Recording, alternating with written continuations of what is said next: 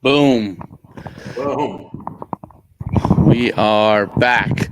A little time off. I was out becoming a better leader, and Mike was answering 9,000 questions about college football for the last week and a half. And And being called every name in the book about I everything. well, I just thought that was just par for the course. So It's worse now, though, because Florida State fans are back.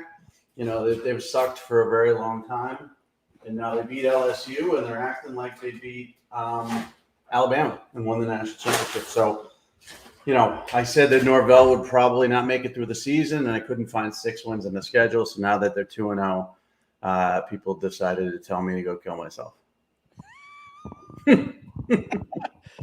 pleasant people. That's all Yeah. right. At least you're not like me running run the pickleball tournament coming up this weekend where I understand how registration can be difficult because you're dealing with a little older demographic, but I for 100 registrants, which is great. It's great. First tournament, great. It's great to have 100, but 100 registrants. Like if I got this many emails on a NUC sports camp for 100 registrants, Yeah. I would probably have to take a plunge off a cliff. Yeah. Yeah. And the funny part is, the older demographic has less to do, and it's easier to schedule your life. Obviously, parents with kids trying to schedule a Sunday going to a camp or a Saturday going to a camp, they got to juggle all sorts of things, sports and activities and Other you know kids, the other other, kids. yeah, other kids and stuff. The older demographic should be just like, yeah, I'm not doing anything that day. I'll be there, but it's not how Pretty it works funny.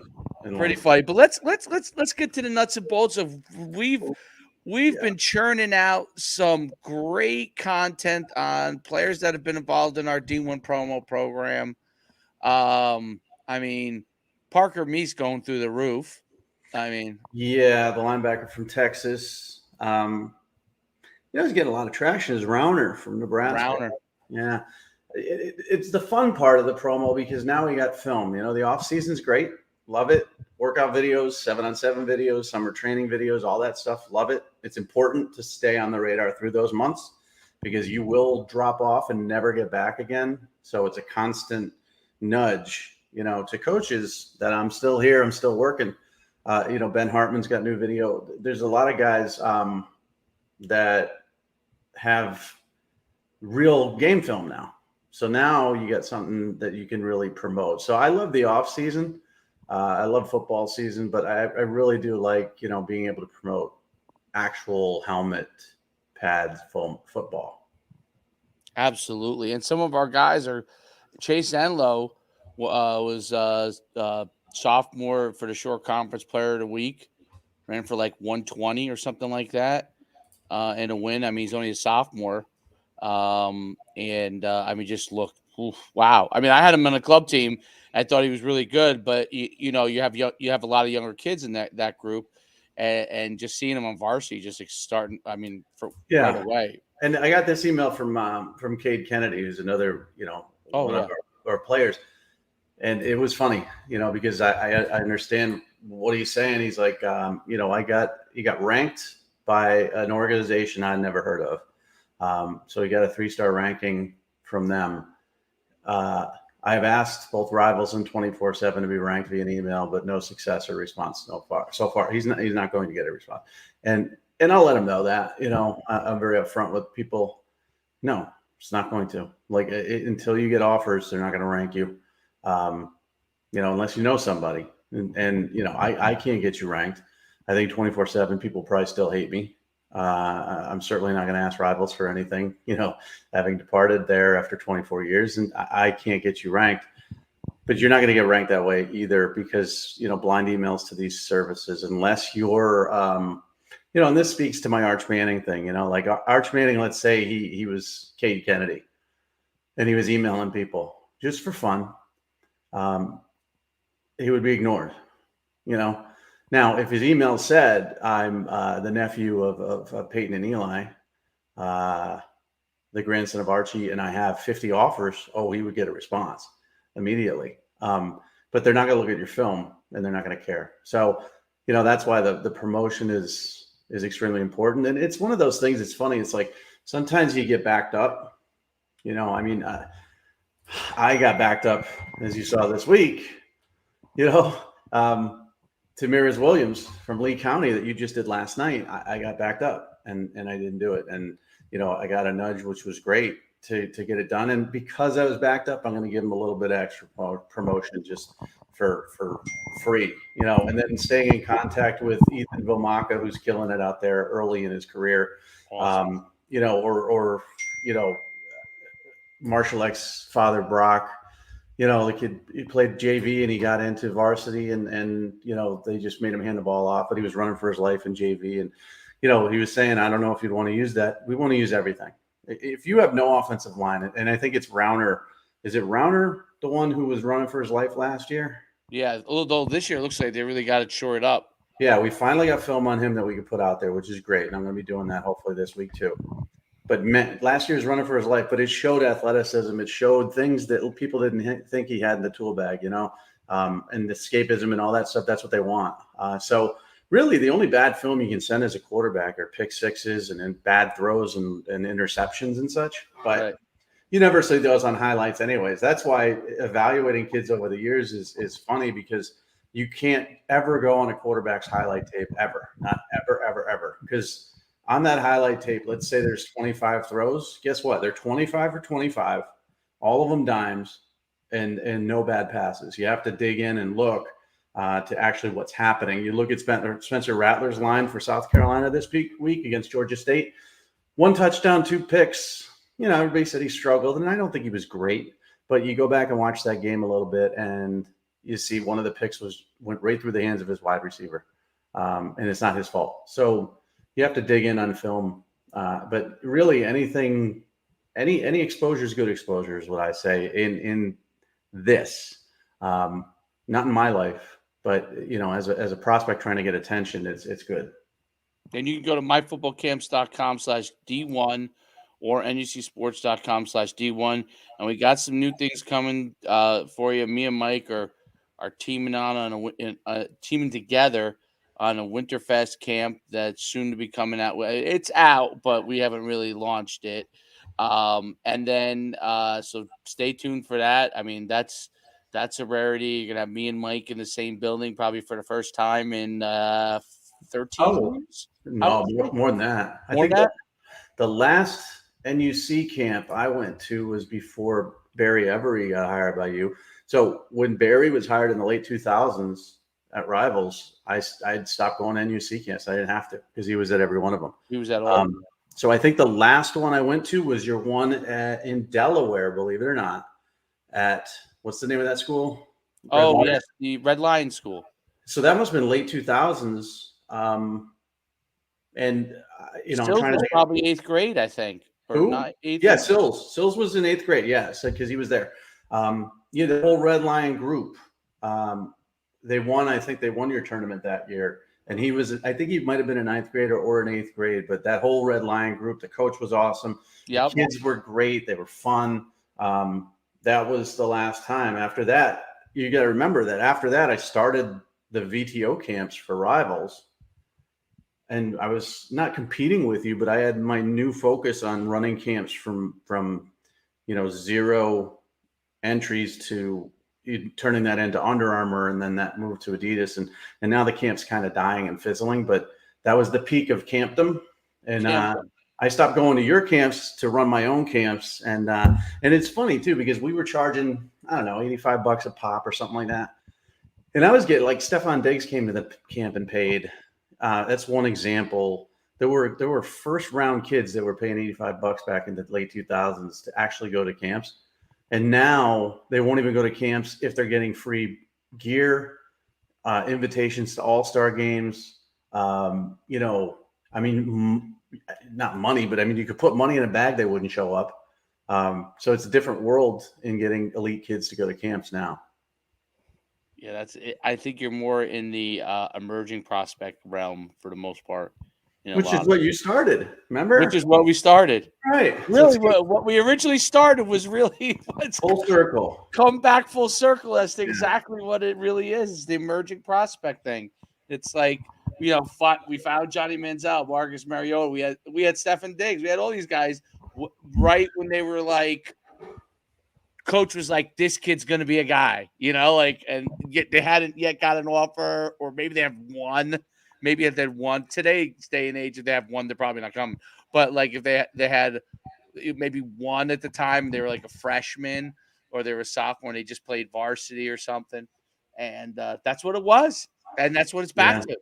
Well, and it's more fun to It is. me. It got into the situation of, obviously calling in favors and relying on your relationship with kids. Not only because at that time we also partnered with the Army Bowl, which is now the NBC Bowl. And there was direct competition because the Under Armour game started right around 2007, I think. There was direct competition to get kids to the proper All-Star games. And the funny part about it is that, I mentioned Diggs, but Kendall Fuller as well, who's a good counsel, and Dorian O'Daniel, and I think all these guys are still in the NFL.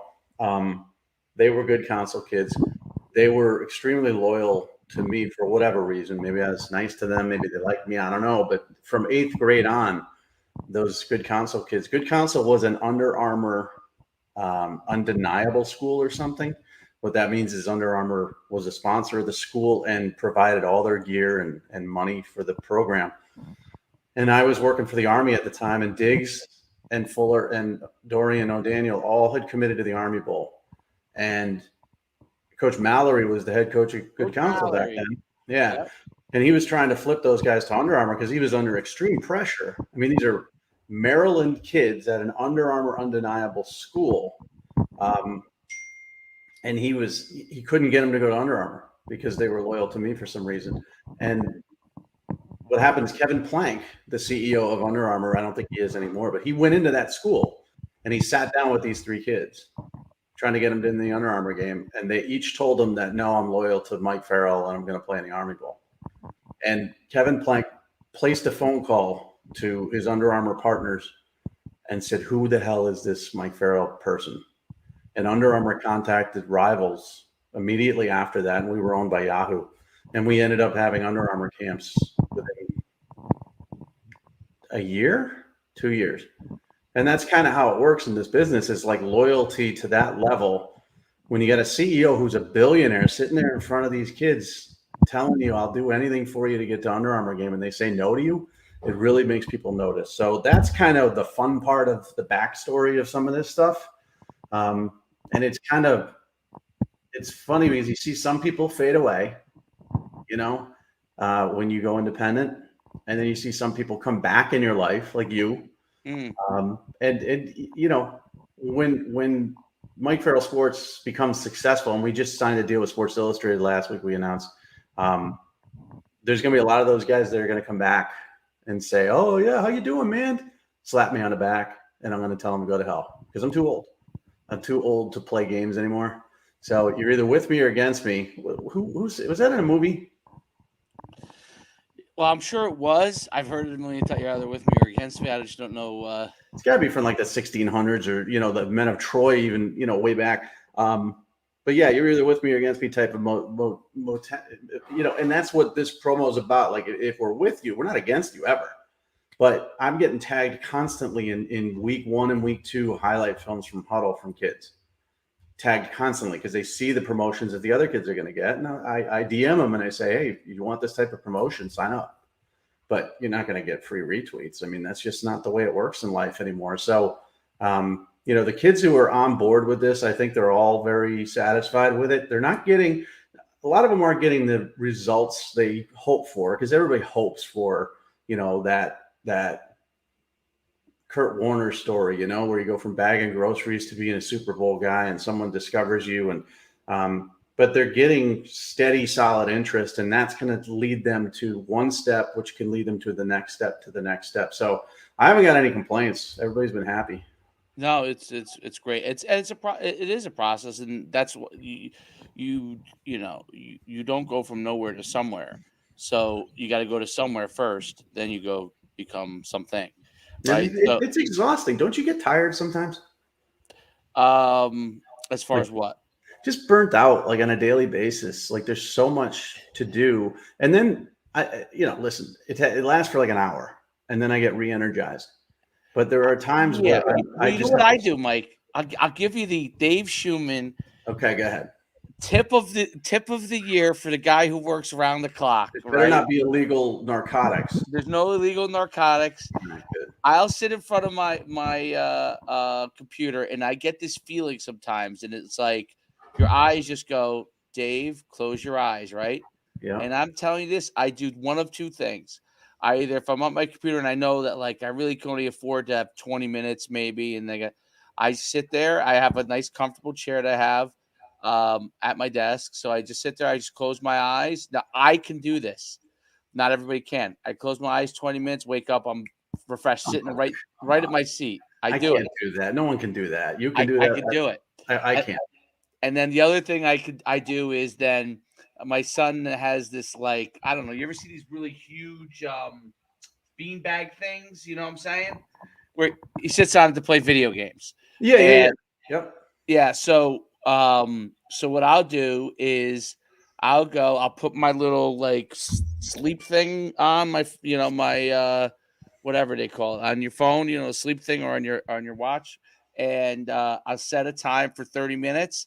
I'll lay on that beanbag thing. It's very comfortable, but it's not so comfortable that you could sleep hours. You know what I'm saying? It's comfortable enough that you just boom, you pass out, and 30 minutes later, and then I come back and I'm right back to work. That's how I do it. That's my productivity secret. A lot of people can't do that, but that's my productive. It allows me to just, like, you'll see me sometimes at 1:30 in the morning on there. That's the only way I could do it. You know, and I get up at 6:30. So my biggest problem is not work ethic or any of that. It's overwhelm. I want to do 50 things and I don't prioritize well, and I've got ADHD. So when I think of the 50 things, I get overwhelmed. And then I don't do any of them for a little bit. And then I go back and then I start working on one or two or three of them. But when my brain starts going and I get too many things on it, like, oh my God, I got to do. So here's an example today. Okay. We've got already like 8 articles up on the site, but I got to write the running back rankings for 2023 recruiting class. So I got to do that. I got to put up probably 4 or 5 Instagram posts. I got to tweet out my podcast from yesterday. Later I'll have to download this podcast, tweet this out, upload this to YouTube. I've also got a fact or fiction for tomorrow. I want to do a couple transfer articles. I got to do an Illinois article because I'm working, on the side doing stuff for Illini guys. I got to do a transfer portal article. I'm working for the Portal Report. I can't remember what else. Oh, I have to promote this NIL app of mine, Booster Athletes. You need. I just touted. This is the software. Okay. Notion SO. Notion.so. It's an app too. Yeah.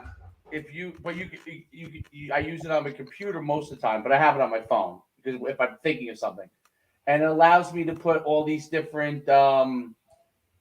It can do anything. It's like, you remember? I can't remember the program. There used to be a program like in the 2000s that used to use it, but it was too cumbersome. This is less cumbersome. It's awesome. What does this help you do? To-do lists that like help you, like, it basically ends up like, it's a big database that you can basically maneuver your own little mini databases for spreadsheets, for anything you want. To-do lists, like you have templates of stuff already. Yeah. I use it for, I hate to-do lists. I hate, like, I would write things down and cross them off, but I can only write down a few and do it. So I started using this, and it tracks my things to do. So does it remind you of stuff as well? I mean, are there reminders in here at all? I haven't used it in that way. Document editing and sharing. You probably can. Project management. Personal note taking. All right, I just signed up for it. So here's the thing. The other thing is too, I mean, I didn't even talk about the D1 promotion stuff I got to do. There's about 3 of those. Well, no, there's 4 of them minimum. I gotta handle at least 4 of those for our customers. So, like I said, this will probably help me. I'm not going to share this just for myself. This will probably help me. I gotta get organized, but it's also like, I should prioritize things that actually are successful. Like, honestly, I should focus right now solely on the D1 promotion thing, because it's a revenue generator, and it's also something that we've seen success with. But I'm so in the weeds with the website. I'm so in the weeds with my social media, trying to grow that. And that's like I said, I just don't prioritize. I should have had my 2023 high school football by position rankings out a month ago. I had them done. They're done. They're ready. And I finally got the graphics for them all. It's just sitting down and writing, what about Ruben Owens makes him good is just, to me, it's just, then I got to do wide receivers. If I do running backs, just overwhelming. I'm a mess is what we call it. I'm a mess in many different ways. Yeah. No fixing me, man. There's no fixing me. This is how I've been forever. The difference is, when I was running things at my own company, sort of in charge of everybody, I had people to delegate to, and I still have that today. I've got some tremendous people that I work with, and I do delegate stuff. But also, I just worked 18 hours a day, and then when things slowed down and I became more of a manager, I didn't know what to do with myself. So now I'm back to content creation and less management.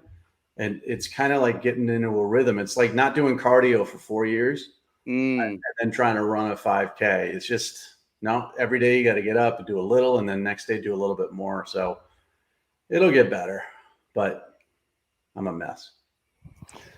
Let's get to some fun part. Yeah. About you being a mess isn't fun? What are you talking about? Well, I can tell you this. I think that I just went to my John Maxwell group for the last 3 days, my leadership conference I went to, and now I'm qualified to coach you on all these aspects of your life. And you got a heart out at 12:25, so let's talk some college football. Let's talk it. Well, where do we start? Let me ask this question. Okay. Is it hard to special teams question? Is that what you're going to ask? Yes. Is it hard to prepare your team to protect punt? No. No, extra point. Is it hard? Is it hard to protect extra point? You're a coach, and I've been at a billion practices over the years, and so you've always got the focus of the offense and the defense and the position groups and all that other stuff, and then the special teams is over on the side. And what are they doing? And that sometimes they're not on the side, sometimes they're on a field, and you have obviously field goal and extra point. But what are they doing? All they're doing is snapping and kicking. And all they work on is protection. So for the game, the LSU Florida State game to end with a blocked extra point where nobody was accountable for that guy coming off the edge is unfathomable to me. The two muff punts were bad, but kid got nervous. Obviously, he didn't muff punts in practice, so they would have replaced him. But the fact that you can't protect for an extra point, or the East Carolina game, he hooked an extra point. How about last night, Georgia Tech? Yeah, that's true. Punts blocked too. I don't. They could have had a chance in that game. It was close at the time. Yeah, I don't get it. And again, I've learned. So, Coach Jerry Peterkuski was one of my first ever mentors in college football when I started in the late 1990s. He was the special teams coach at Boston College. Okay. And I never had any sort of respect or feel for special teams. I thought it was easy. And he taught me a lot of things about special teams. But his special teams were not Beamer ball special teams. They weren't, they were solid and steady, but they had kicker issues. And I just couldn't understand that that's all you practice, not just in practice, but year round, how those things fall through the cracks. But again, the coach, so Polian is the coach, special teams coach at LSU. He's been with Brian Kelly for a very long time. He's not out there. You send 11 guys out there. One of them could be a complete knucklehead that you've worked on in practice, and he's done it right 100% of the time. And then he trots out there for a big extra point. He's all excited. They just tied the game, and he forgets everything he's supposed to do because he's staring at the cheerleader in the crowd or something.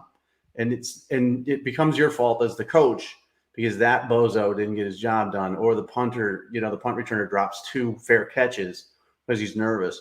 It's a thankless job because you never get credit for hitting an extra point or a field goal to win a game, but you always get the fault. But it's not hard. Yeah, yeah. I'm gonna tell you the flip side of my thoughts on this, and having coached for a long time. Now, this is high school, mind you, but I played in college, and I remember how much we did special teams or did not do enough of special teams in some cases, and I thought so. As a high school coach, that was always a focus. I learned that from a guy like when I very first started. Like special teams, it's 1/3 of the game. You have to have treat it as such, right?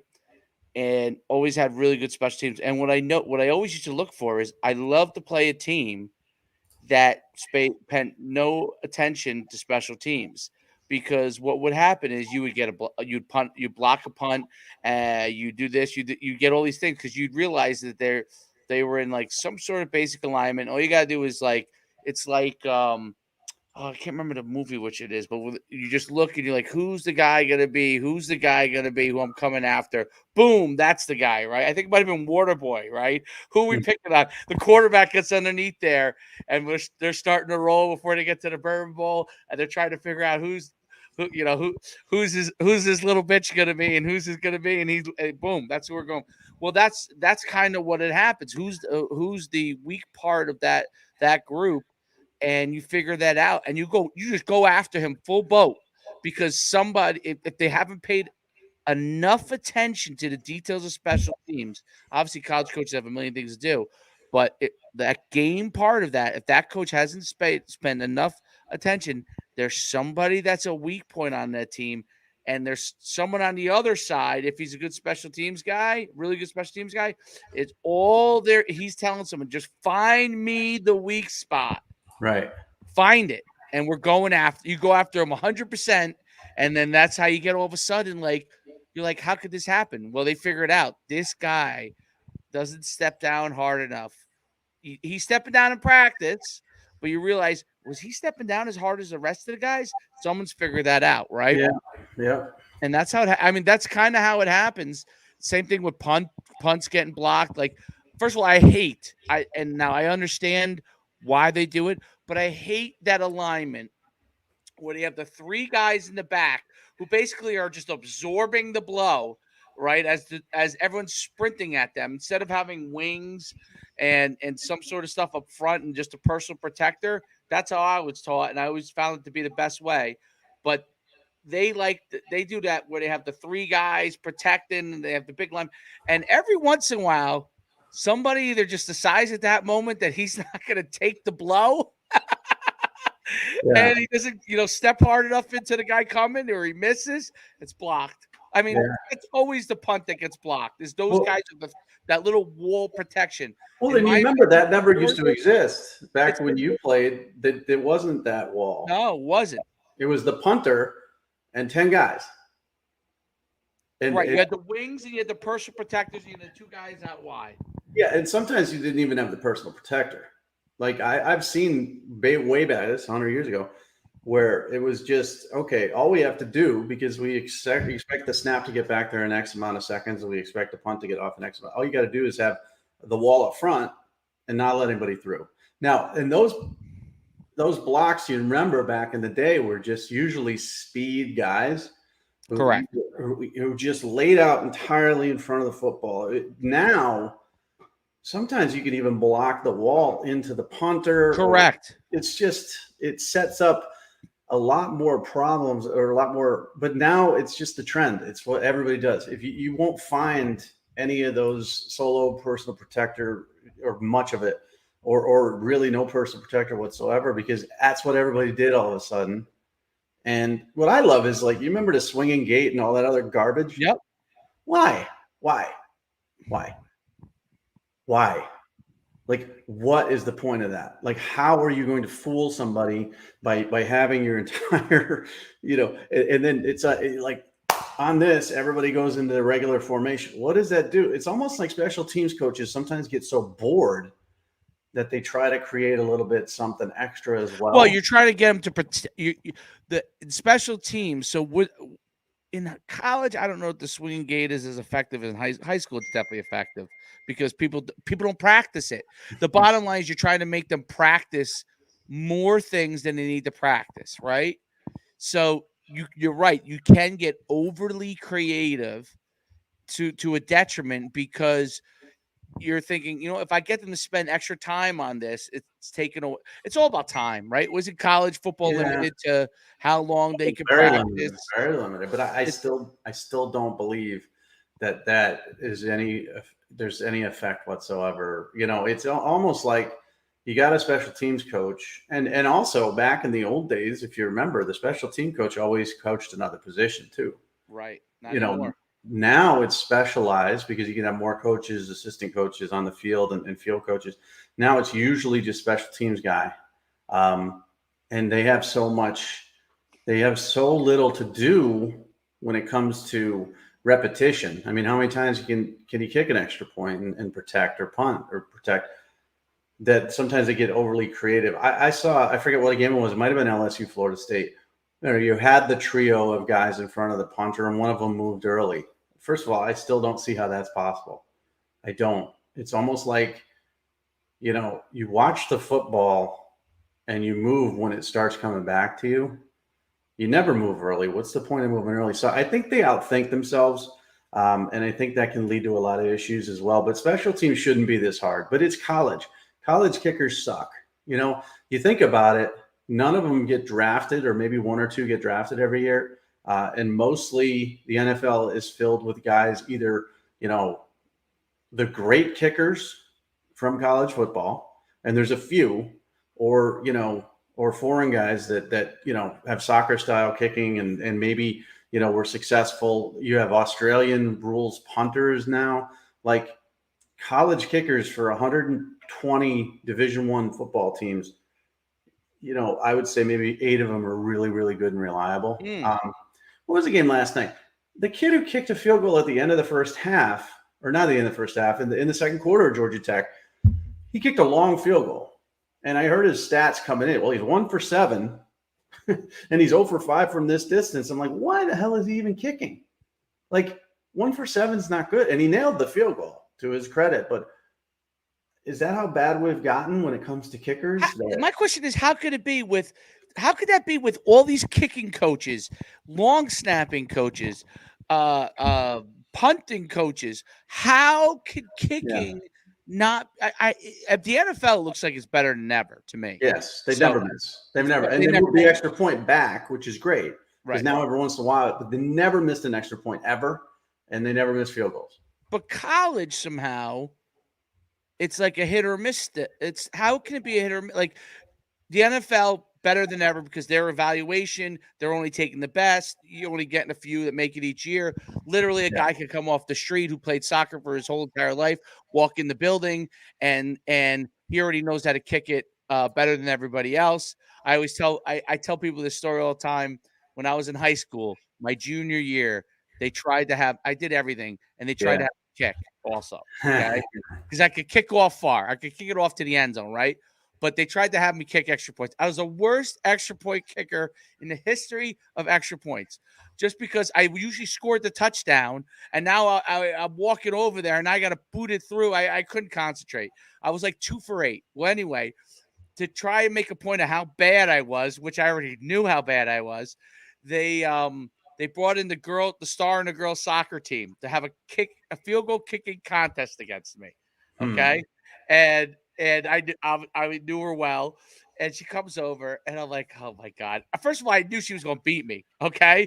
Cause I just knew like I could kick it far, but I wasn't accurate. So she goes, we kicked the extra point. Somehow I made an extra point, which was amazing in this contest. We go back to like 25 yards. I make it. We go back to 30. She makes it. I make it, which was a miracle because I never made anything. Okay. And then we go to 35 yards. She puts it right through the uprights, and I miss it. And I said, see, I told you guys, you should have this kicker. She should be a kicker. Yeah. And honestly, it doesn't matter who you are, as long as you can get it through the uprights. consistently. Who cares? And kickers don't get scholarships often, and sometimes they do. And you've got the Sailors and Coles of the world who make, do a very good job with these guys, and rank them nationally.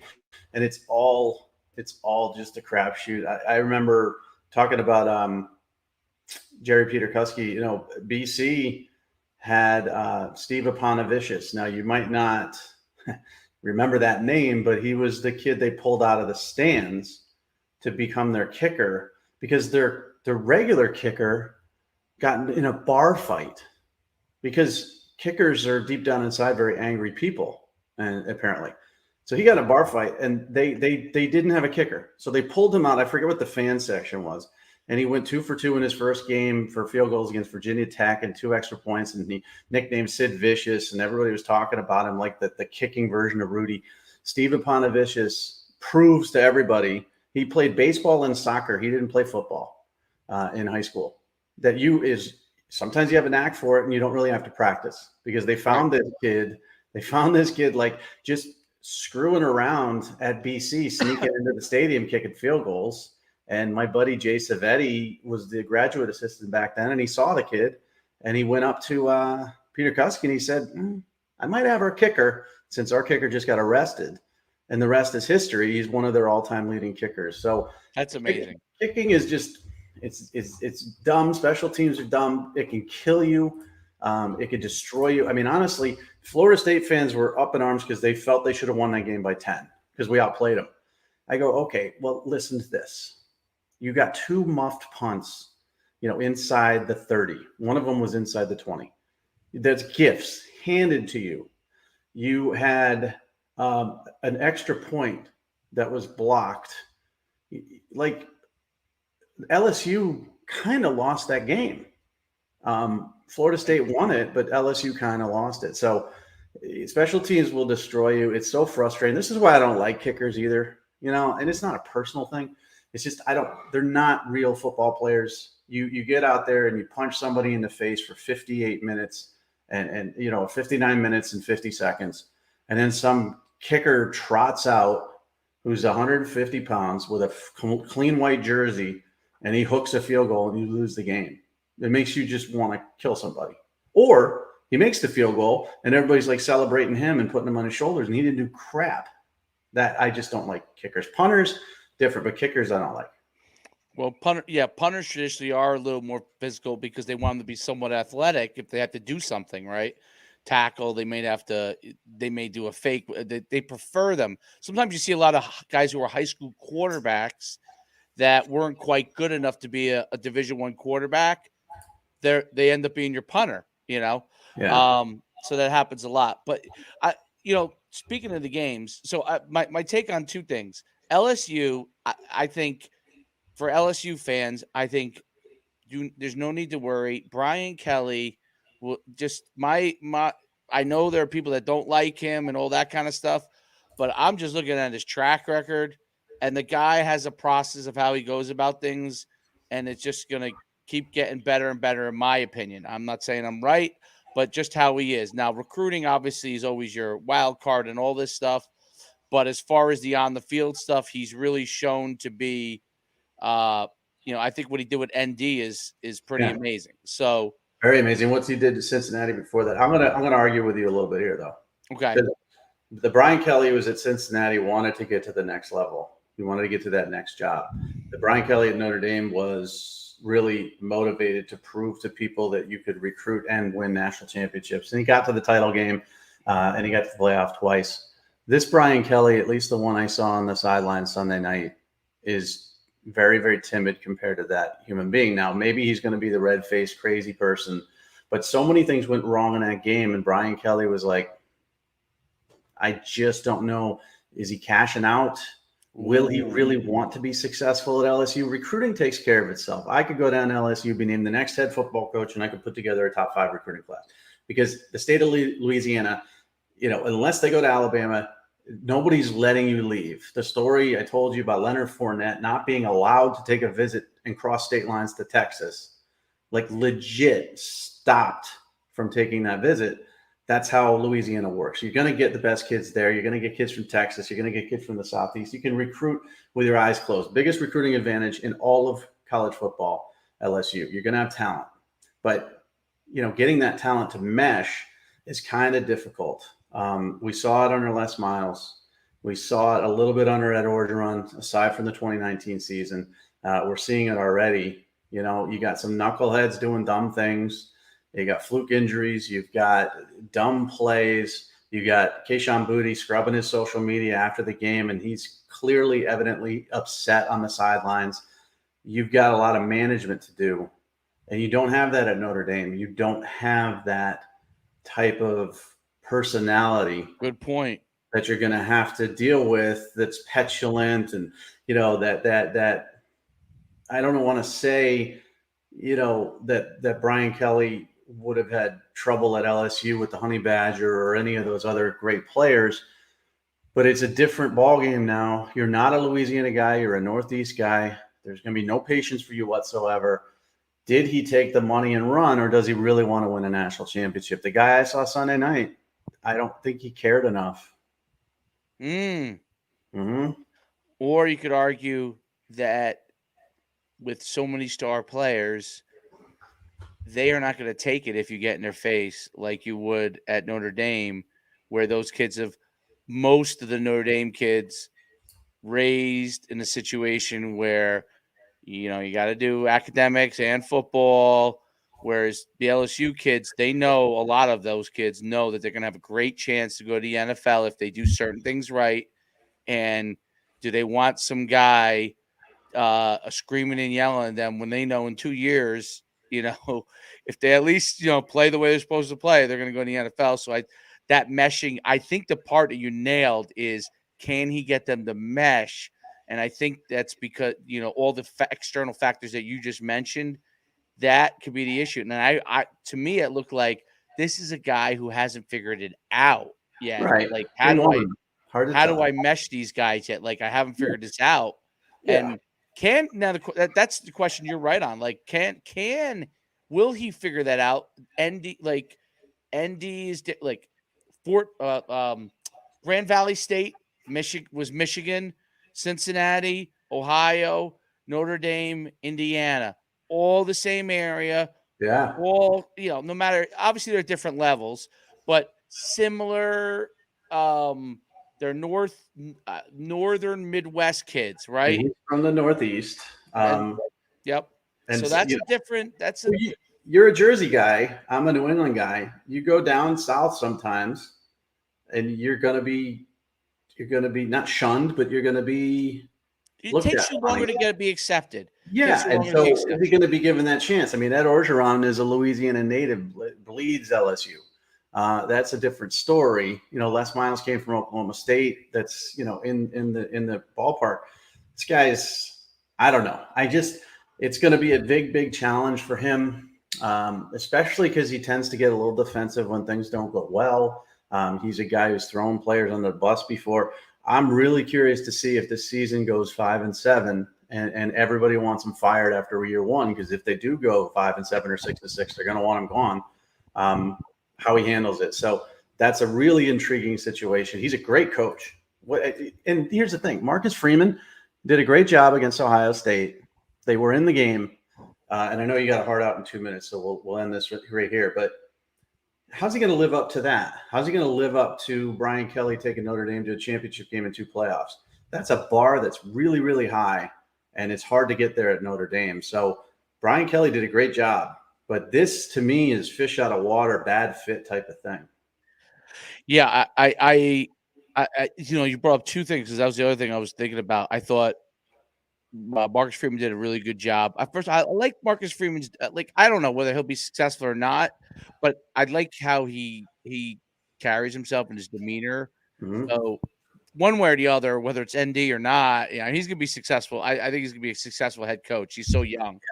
I think he'll be successful there, but to the level of Brian Kelly, I don't know. Well, I think it's going to be hard, because Brian Kelly fit there for a lot of different reasons, even though alumni had some issues with him, like Lou Holtz came out with the whole thing. Like, he doesn't read my letters. Like, hello, Lou, send him an email. Letters. Oh God. But Expressing letters to him. I think the one thing that was interesting to me about the Ohio State game now is that I really just thought that maybe I'm overvaluing how good their offense has been.